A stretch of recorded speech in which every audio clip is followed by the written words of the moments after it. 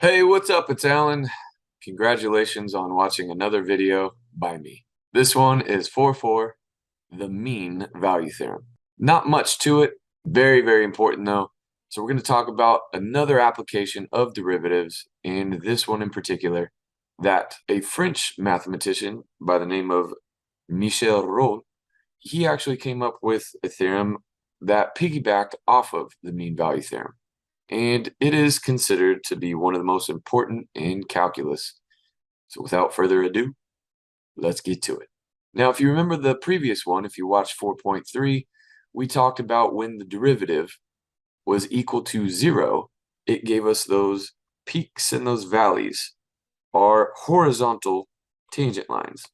That's where the derivative was equal to 0. We then also tested the endpoints to see what was the absolute max or absolute min, which could have been at an endpoint as well. Locally, those were our max and mins, but the mean value theorem, you can probably guess what it means.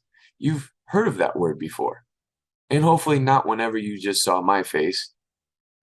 The mean, back in just our early algebra math days, meant mean, median, and mode, one of those central measures of tendency, we call them. Mean was the average. Mode was the thing that occurred the most. And remember the median, just like when you're driving your vehicle and there are medians in the street, that was the middle of the road. So if you split all of the values, counting them all up, putting them in order from smallest to biggest, the median was the one right in the middle. So just different ways to measure based on things that are of value, which in the housing market, we use the median because there are those extreme outliers, like a really, really, really expensive home, and that would pull the average up and make it look different than it might actually be with the majority of the homes. So that's why we would line them up and use the median instead, where the mean or the average score would be something that we're looking at on, say, your exams. And that would be where we add them all up and divide by the number of them to find that average. So what do we mean in calculus? Let's get to this theorem here for our MVT, that MVP, or most valuable theorem in this case. One of them, anyways. And it has a couple of criteria, two to be exact, and it must satisfy these in order for it to occur. And then I'll give an explanation via a visual graph. So first things first, you're going to hear it over and over again, which we've already done in the previous sections in this chapter so far. It has to be continuous over some closed interval. Again, that is very important to us because that means that to get from one point to another, there were no skips, hops, jumps, holes, asymptotes, nothing.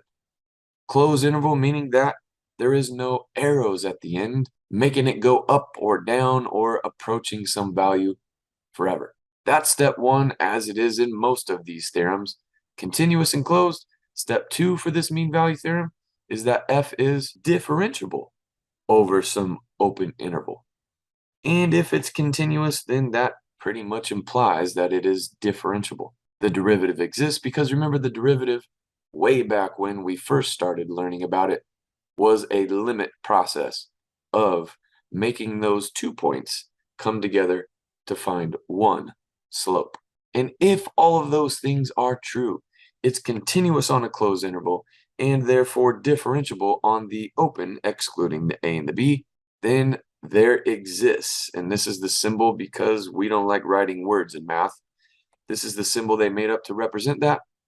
There exists at least one, could be more, value we're going to call c, that is an element of, or it's in that interval, where the derivative at that value is actually equivalent to f of b minus f of a over b minus a. And I hope you recognize what that is, because I want to remind you one more time that this symbol right here meant the slope of a tangent. Remember that whole limit process where we brought those 2 points together as one? And this is just the slope between 2 points. And not just any 2 points, but our endpoints, that closed interval, AB, which in words means this is the slope of a secant at our endpoints, and it's saying that it would be equivalent to the slope of our tangent, aka the derivative. Okay, let that sink in for just a second, and then I'll give you the visual of it to make this make sense. But one more time, it's saying that the slope of the tangent would be equal to the slope of our two endpoints. Let's take a look at what that means. Here is my function in red here. Some, again, as you notice, continuous closed function. And I know that if I took that point A and that point B, and I found the slope between those 2 points, remember we called that a secant line, then what this mean value theorem says is that there exists, yes, I know, another existence theorem. Doesn't tell us where or how to find it, but it says that there is some value we're going to call C, and again, could be more than one, in between our two endpoints, that this slope would be equal to this slope. Pretty powerful stuff. Now, why do you think they called it the mean value theorem? Well, you remember before this class what mean meant to you? It was the average.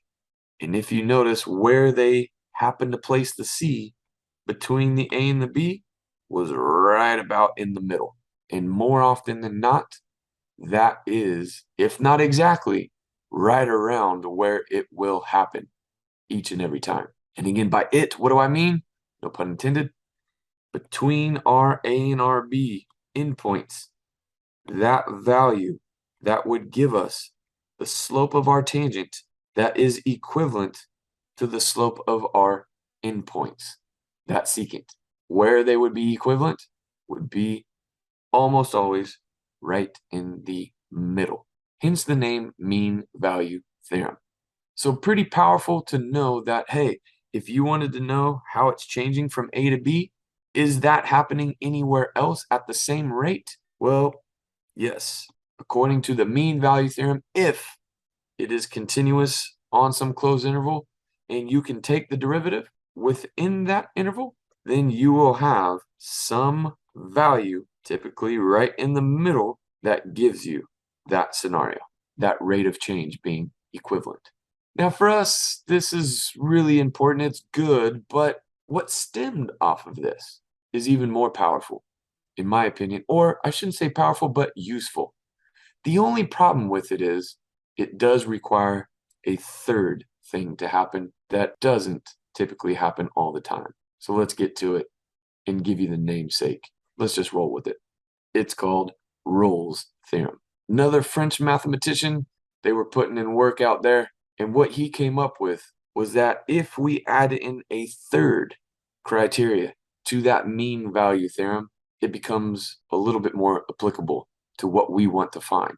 If you remember, the entire last section, 4.3, was all about those maxima and minima, those local and global highs and lows. So again, I think you can fill in the first two here, but what is that third one? Well, as long as we know it's continuous over that closed interval and therefore differentiable on and within the open interval, if you have one more thing with Rolle's theorem, that is where f of A equals f of B, meaning that if we took our two endpoints and we either brought this one to be even with the A or move this one up with the B, unless it's a constant function where it's just straight and it has some curvature of some sort, then what has to be true is that there is going to be some high or low point, which we said then our derivative at either one place, call it C, and or another, just depending on what it looks like, could just be this, then there is going to be a value that gives us a derivative or slope of a tangent that equals 0. And again, it looks like an existence theorem, but for this one, at least we know how to find them. Where the mean value theorem required a little bit more work to find that C, we'd actually have to find the slope of our endpoints. And then with all of those numbers in, we could solve for our c. A little bit easier when it's set equal to 0, because that's what we're used to solving, are equations that are equal to 0. So to give you a visual, let me show you what this one is saying. If we had our two endpoints, say our graph went up, then we know that there's going to be a place, and notice where it is typically located, is going to be right in the middle of these things, where our derivative, slope of our tangent, is equal to 0, or it's horizontal. If our A and our B are up here, and it goes downwards like this, again, slope of the tangent equals 0. And again, if it's A and B and our endpoints are the same, whether it goes up and down or down and up, in a multitude of times, it doesn't have to just be 2, as long as these are the same height, my A and my B, when I plug them in, are equivalent, then we know that if it's smooth and continuous on that interval, there has to be that peak and or a valley, however many times. Remember what we call those? Critical points. So that's basically it for this entire section, but there are a few other little, what we call corollaries, that came off of these. So we're going to review those real quick, talk about them, and then start putting this to use by doing examples. So the first one here, 443, it says if it's differentiable on some interval and the derivative is equal to 0 for all. This is again a symbol that we will use for all in upside down A. For all our x's in that interval, then you should know that f of x would have to be what? If it's for all, the derivative is equal to 0 for all x's in that interval, what kind of function would we have? It would be what is called a constant function. It's equal to some number. Why? Well, that's exactly your answer. It says y is equal to some number. And whether I go up some number, call it c, or down some number, if y is equal to that everywhere, whatever interval we are looking at, from a to b, if you will, then I know the derivative from there is always going to be a horizontal or 0. All right, hopefully you can see that pretty easily, because the next corollary, 444, chapter 4, section 4, the fourth one here, if we have two functions that are differentiable over some interval and their derivatives, the slopes of the tangents are equal for all x's in that interval that we're talking about, then what is true about f of x? Then it's equal to g of x. But it could have some constant attached to it, meaning whatever they look like, one of them could be above or below the other. So if I have this, then this one's up here, then no matter where I choose a point on either one of these, we're saying that their slopes of their tangents would be the exact same. But of course, it could be shifted up or down, depending on which one we're talking about is f and which one is g, for some constant we're calling c. Okay, corollaries just coming off of the mean value theorem that we discussed at the beginning. And this last corollary here, 445, says let f be continuous. Again, hopefully you're seeing a common theme with that, which allows differentiability and a closed interval.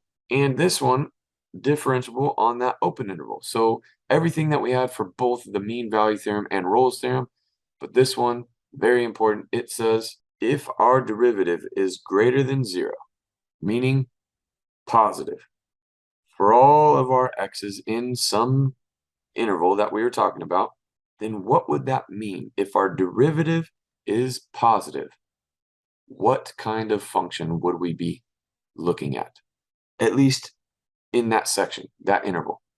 We know that our function, our rate of change, that instantaneous rate of change for every instant on that entire interval, if they're all positive, then that means it's increasing on that function.